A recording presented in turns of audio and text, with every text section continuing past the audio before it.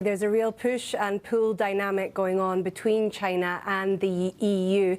The two sides, as you say, have now agreed to start talks over those tariffs on Chinese-made electric vehicles being imported into the European Union. The bloc is planning to impose duties on EVs produced in China, ranging from 17% to 38% on top of the standard 10%.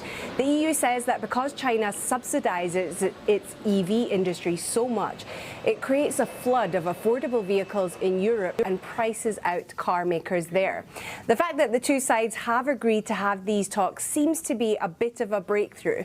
And this came about because the Chinese Commerce Minister had a video call with his European trade counterpart on Saturday, talks the European Commission called candid and substantive, and that the two sides will continue to talk at all levels in the coming weeks. At the same time, German ministers are in China for talks, including the Vice Chancellor Robert Habeck. He keeps emphasizing that these tariffs are not meant to punish China, rather to compensate for perceived unfair advantages that China is practicing by subsidizing its domestic EV industry. Germany, of course, is the largest automaker in China, and its imports to China have nearly halved in the last year, which Berlin blames on the overcapacity of Chinese cars. The problem for China is the overseas market is where EV makers get higher profit margins.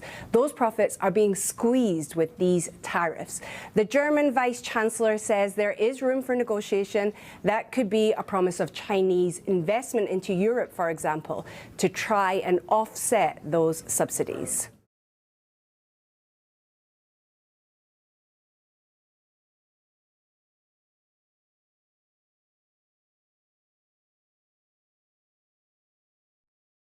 No, in the last two national elections, Prime Minister Modi actually did have a single-party majority. In 2014, he got 282 out of 543 seats, his party, the BJP. 300, it went up to 303 5 years ago, and it's come down to 240 seats this time, and 272 is the majority mark. Before his stint as Prime Minister, he was the Chief Minister of the state of Gujarat. There, too, he sort of commanded a majority. Prime Minister Modi's method of functioning has often involved a level of economic and policy-wise centralization, where a lot of decisions are made by Prime Minister Modi and the Prime Minister's office. And so it remains to be seen, as he's lost a single-party majority and is going to have to bargain with coalition partners, exactly what it's going to mean for policy going forward. So one way to sort of think about it is that things won't change, right? What we know about Prime Minister Modi is that so much of his personal popularity, and he's an extraordinarily popular leader even now, is based on this kind of political centralization and centralization of decision-making. So to be negotiating with coalition partners is to be showing a certain kind of weakness, which is antithetical to the Modi phenomenon in India.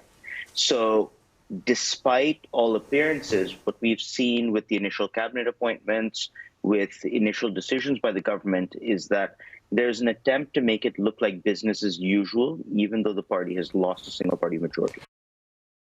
Business today. We've got a little bit of a technical issue with Egon's microphone, which we are trying to sort. So in the meantime, let me tell you that India is in the middle of a grueling heat wave, which has seen more than 60 people reportedly die from heat stroke. Those working in the informal sector are especially at risk. Now, female labourers in the western state of Gujarat are being offered heat wave insurance to cover loss of income due to extreme temperatures. Archana Sukla reports. It is Do you want just Egon to take my mic and sit here? Despite the blazing sun, Hansa Nadia is out,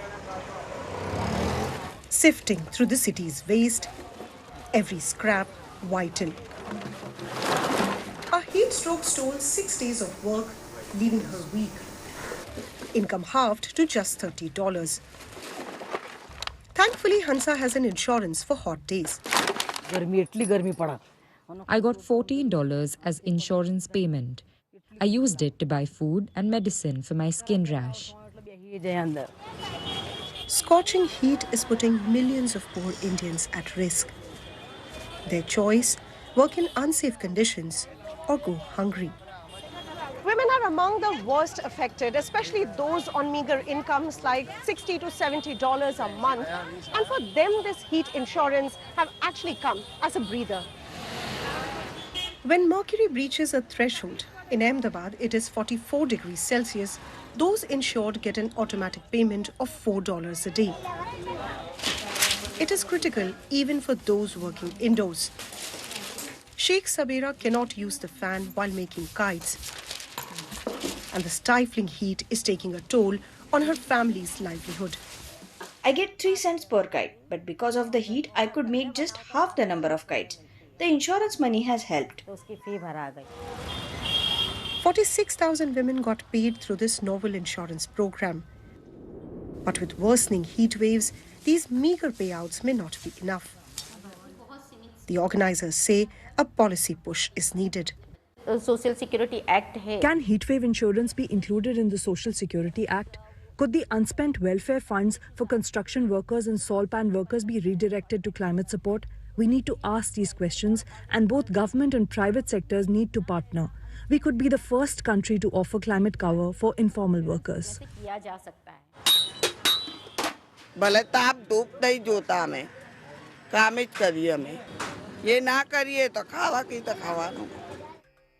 For these women, it's a matter of survival.